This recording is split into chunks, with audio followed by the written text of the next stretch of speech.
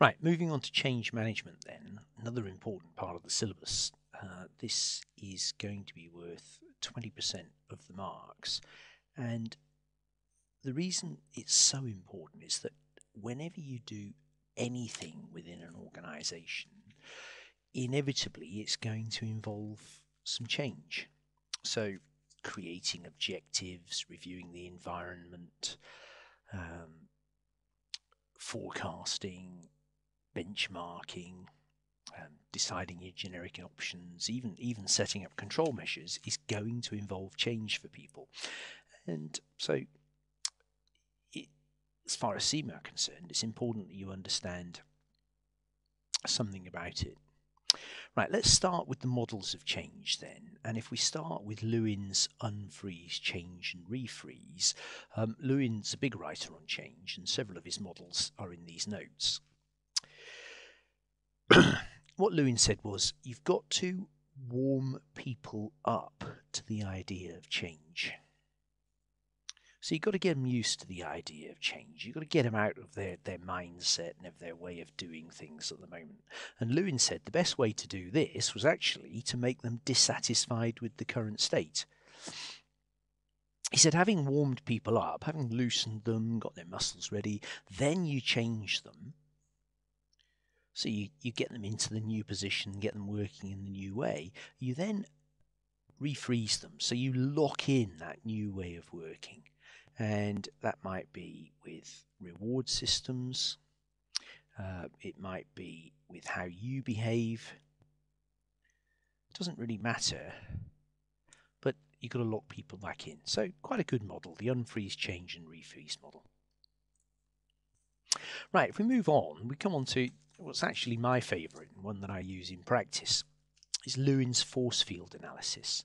And what Lewin said was you're in a state at the moment, so there's your current position, but actually we want to move over to here. And what Lewin said was you've got to, one, identify your restraining forces and your driving forces. But what he then said was it's really important that you come up with strategies to overcome the restraining forces, that you can bang on all you like about why we need to change, but unless you identify and understand the restraining forces and come up with a strategy to overcome them, you're not going to succeed. So it's called force field analysis. So find your restraining forces, find your driving forces, make sure you understand those restraining forces and come up with strategies to overcome them. And then, according to Lewin at least, you'll succeed. Right, the next model is again Lewin's 3 C's. Lewin said that if you want to change people, you've got to communicate with them first of all. So what is it we're changing? Why? When are we going to do it? How are we going to do it? Lewin believed that managers always think that they're communicating too much. Workers would say, we're not getting enough communication. So as far as Lewin is concerned, there is not too much communication. So lots of communications needed. Lewin then says that ideally we should consult with our workers. So ask them, how would they do it?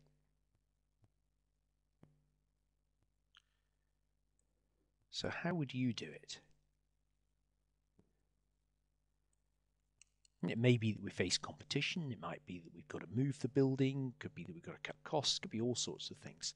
And finally, and the more brutal one of the 3 is to counsel people out if they can't cope with change. So if people can't cope with change, counsel them out.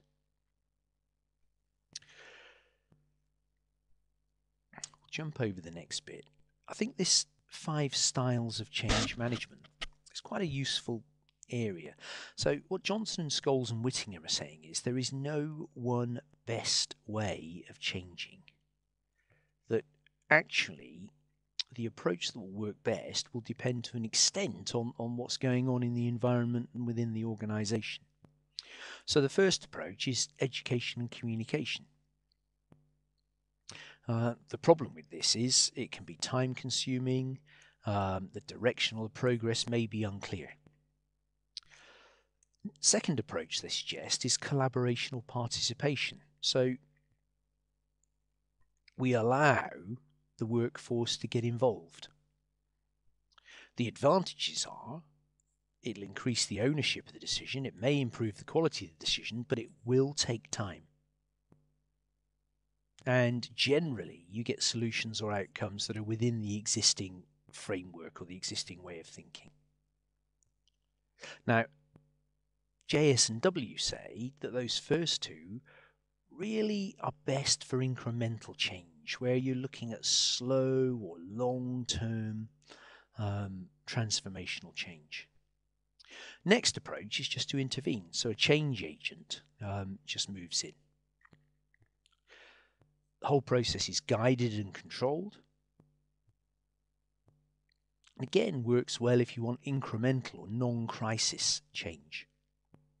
So the point about this is that there's still some involvement. Direction. We're telling people they must do something. It's quick.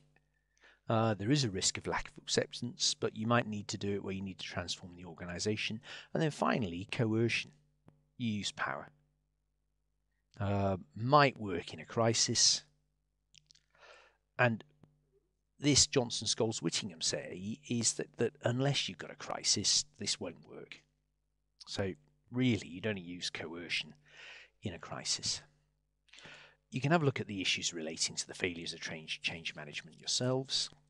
So they're worth looking at, and broadly they're common sense. Be aware of this stuff on change agents. This is new in the syllabus, under the new syllabus. So it's important you know who these people are and what they do. So a change agent facilitates and manages change. Might be the leader of the organization, it may just be your manager, but it might be that you get a third-party consultant in. So worth looking at that.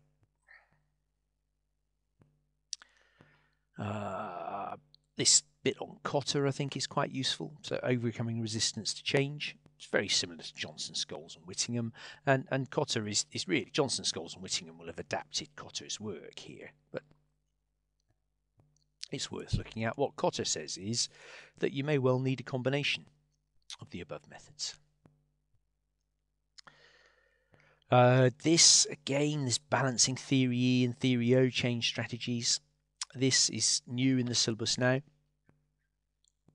Theory E strategies focus on shareholder value, so cutting costs,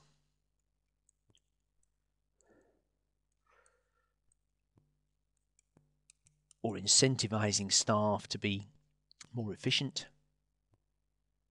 They're seen sometimes as being dehumanized. Employees may lack commitment to the program. Theory O change strategies are a much softer approach, much more human relations oriented. So improving capabilities through learning or personal development. Trouble with Theory O organizations is they don't take tough decisions. And Beer and Noria say actually apply them both side by side. So have them running alongside each other.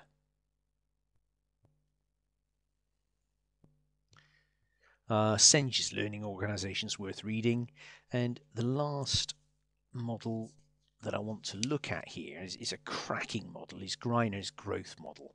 Greiner says that as organizations grow, they face various crises. And I think this is a terrific model. It's new in this syllabus. It wasn't in the 2005 syllabus. So what Greiner is saying is that you have entrepreneurs who start up, a bit like Steve Jobs and Steve Wozniak started in one of their parents, started Apple in one of their parents' garage. And they grew through creativity. The problem then is that the entrepreneur is doing absolutely everything, and Apple only got out of whoever's garage it was by recognizing that they were very good at design and R&D and that sort of thing, but they weren't very good at management. So what they had to do was put a manager in, and then the organization continues to grow. So you grow through direction because there's a manager within the business. The problem that you face then is that there's a crisis of autonomy, in that people are carrying on doing all sorts of different things. And so what you have to do is to delegate work to different people.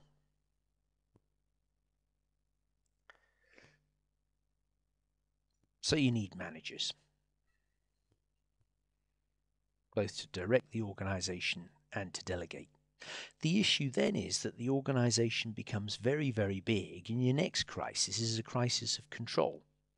So we're on to our third crisis here, that hang on a minute, I've delegated too much, and there's too many people doing things I don't know anything about. So the only way for the organization to continue to grow is for there to be coordination. So we need rules, we need reports, and you can guess what the next crisis will be. It's a crisis of red tape. So too much bureaucracy. And this is a real problem for larger organizations. How do you allow creativity to take place, but at the same time control the organization? And the only way through it, Greiner says, is to collaborate, work with each other. Microsoft solved the problem just by breaking divisions up when they become too big. And then Greiner says inevitably any organization will have a final crisis, but it's an unnamed crisis. Now, I can easily see that being a question in the exam. So there you have it. That's change management.